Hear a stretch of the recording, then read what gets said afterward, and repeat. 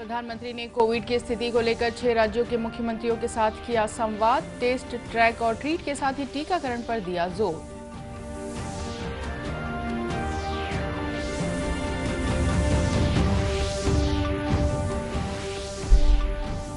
राज्य निवेश प्रोत्साहन बोर्ड की 15वीं बैठक में मुख्यमंत्री ने 158 एमयू पर कार्रवाई शुरू नहीं होने के कारण निरस्त करने का लिया निर्णय।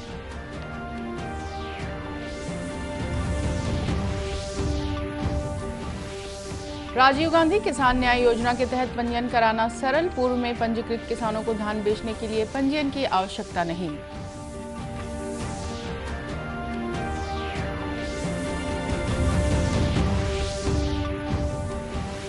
और राजनांदगांव के पुलिस प्रशिक्षण केंद्र में 33 जवानों में कोरोना संक्रमण की पुष्टि। तीसरी लहर के मद्देनजर चिकित्सा सुविधा उपलब्ध कराने अस्पतालों में किया गया इंतजाम।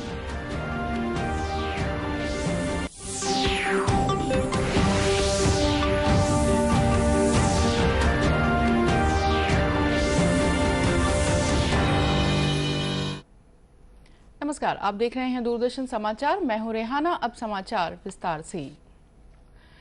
प्रधानमंत्री नरेंद्र मोदी ने कहा है कि टेस्ट, ट्रैक और ट्रीट के साथ ही टीकाकरण कोविड से निपटने में कारगर है। प्रधानमंत्री ने आज कोविड की स्थिति पर तमिलनाडु, आंध्र प्रदेश, कर्नाटक, ओडिशा, महाराष्ट्र और केरल के मुख्यमंत्रियों के साथ वर्चुअली बातचीत करते हुए यह बात कही। ऐसे ही ट्रेंड हमें सेकेंड वेव के पहले जनवरी फरवरी में भी देखने को मिले थे। इसलिए आशंका स्वाभाविक रूप से बढ़ जाती है कि अगर स्थिति नियंत्रण में नहीं आई तो मुश्किल हो सकती है। बहुत जरूरी है कि जिन राज्यों में केसेस बढ़ रहे हैं उन्हें प्रोएक्टिव मेजर्स लेते हुए तीसरी लहर की किसी भी आशंका को रोकना होगा। प्रधानमंत्री ने कहा कि हिल स्टेशनों और बाजारों में लोगों की भीड़ चिंता का विषय है। उन्होंने कोविड से बचाव के उपायों का कड़ाई से पालन करने पर भी जोर दिया। प्रधानमंत्री ने कहा कि हमारा मुद्दा ये होना चाहिए कि हम तीसरी लहर से अपने आप को कैसे बचाएं। देश ने इतनी बड़ी महामारी से मुकाबला आपसी सहयोग और एकजुट प्रयासों से ही किया है। सभी राज्य सरकारों ने जिस तरह एक दूसरे से सीखने का प्रयास किया है, बेस्ट प्रैक्टिसेस को समझने का प्रयास किया है, एक दूसरे को सहयोग करने की कोशिश की है और हम अनुभव से कह सकते हैं कि ऐसे ही प्रयत्नों से हम आगे इस लड़ाई में विजयी हो सकते हैं।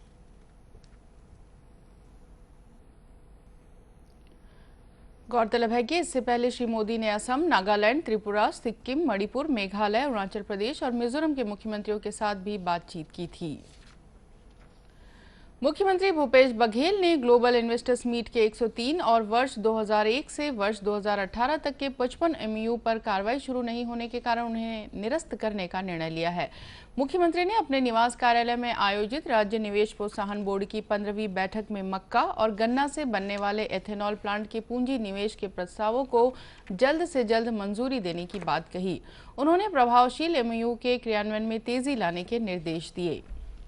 मुख्यमंत्री ने उद्योगों की समस्याओं को दूर करने के लिए 2 समितियों का गठन करने के निर्देश दिए। नीतिगत मामलों के संबंध में उद्योग मंत्री की अध्यक्षता और क्रियान्वयन संबंधी मामलों के लिए मुख्य सचिव की अध्यक्षता में समिति गठित करने को कहा। बैठक में उद्योग मंत्री कवासी लखमा, वन मंत्री मोहम्मद अकबर, कृषि मंत्री रविंद्र चौबे और राजस्व मंत्री जयसिंह अग्रवाल सहित आला अधिकारी मौजूद थे। राज्य सरकार द्वारा बैठक में लिए निर्णयों पर बोलते हुए नेता प्रतिपक्ष धर्मलाल कौशिक ने कहा कि जिस तरह के बस्तर के लोहांडी गुड़ा में जमीनें वापस की गई हैं, उसी तरह कोरबा में भी जमीन वापस की जानी चाहिए।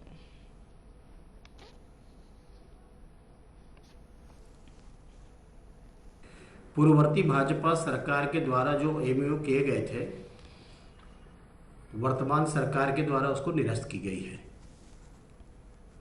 और इसके पीछे जो बड़ी बात है कि प्रदेश का खजाना खाली है और ऐसी स्थिति में कि खजाना कैसे भरा जा सके।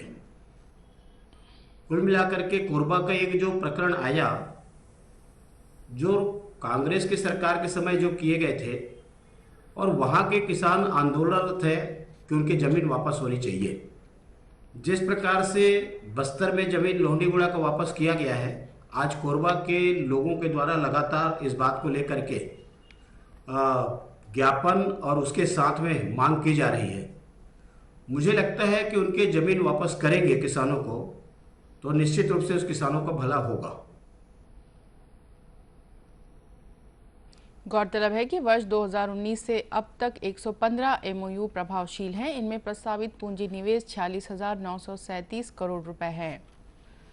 बैठक में अधिकारियों ने बताया कि 92 परियोजनाओं में क्रियान्वयन शुरू हो गया है, जबकि एक में उत्पादन का काम भी चल रहा है। वहीं 23 नए एमओयू के तहत कार्य शुरू किया जाना है।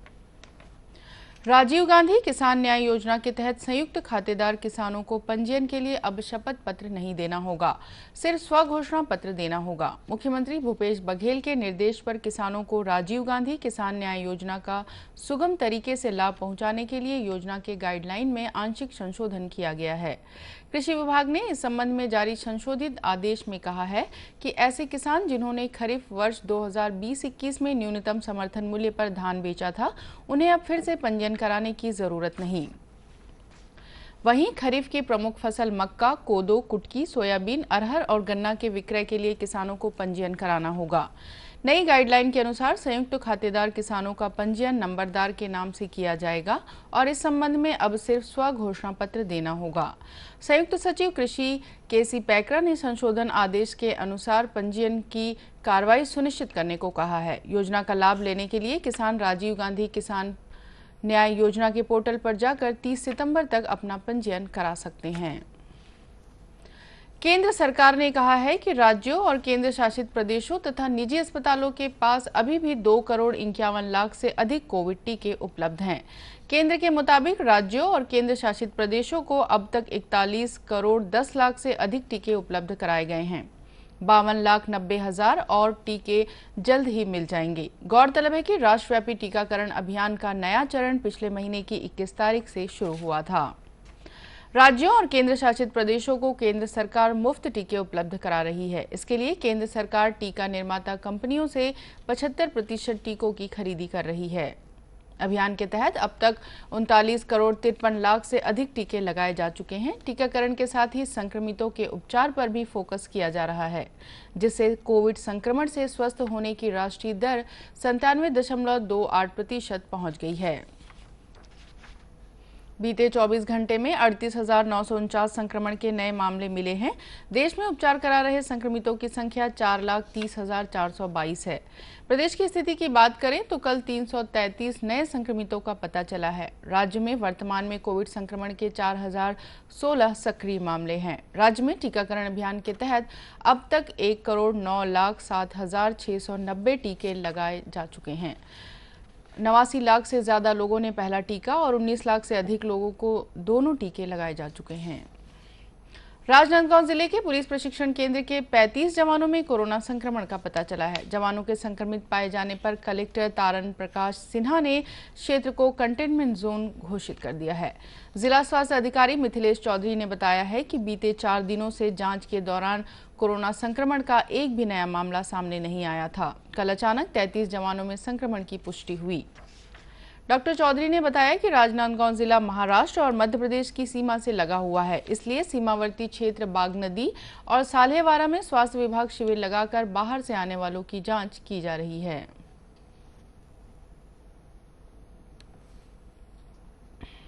विगत 10 से 14 दिन में 4 दिन एक भी प्रकरण नहीं आया है। 0 केस दर्ज हुआ है कोरोना का, जबकि हम लोग सैंपल लगातार ले रहे हैं। 2,500 से 3,000 सैंपल प्रतिदिन हो रहा है। और इसको देख के ये नहीं सोचना चाहिए कि जिला कोरोना मुक्त हो गया है।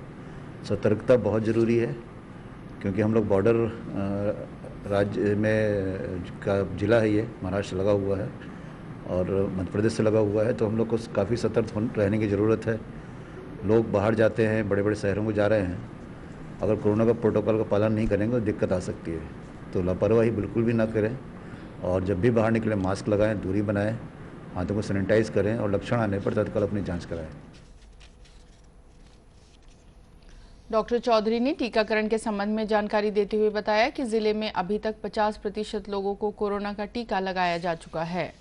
करीब 6.5 लाख लोग टीके की पहली डोज लगा चुके हैं। वहीं 1.5 लाख से अधिक लोगों को कोरोना टीके की दूसरी डोज भी लग चुकी है।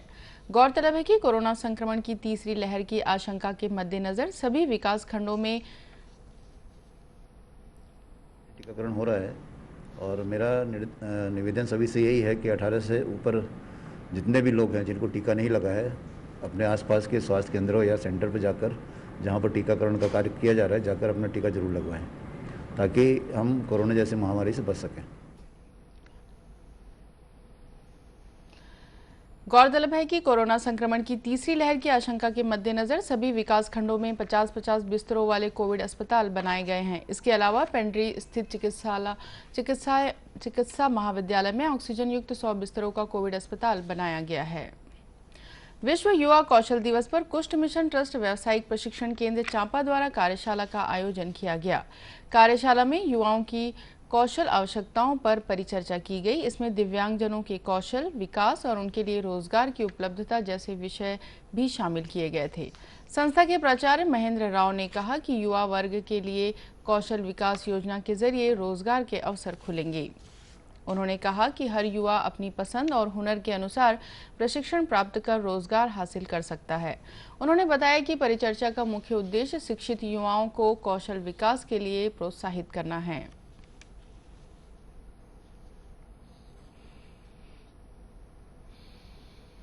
युवा कौशल दिवस मनाने का मुख्य उद्देश्य ये है कि हमारा देश, जिसकी 65% से ज़्यादा जनसंख्या युवा है और इन युवाओं के कांधों पर देश की सारी कार्य निर्भर करते हैं।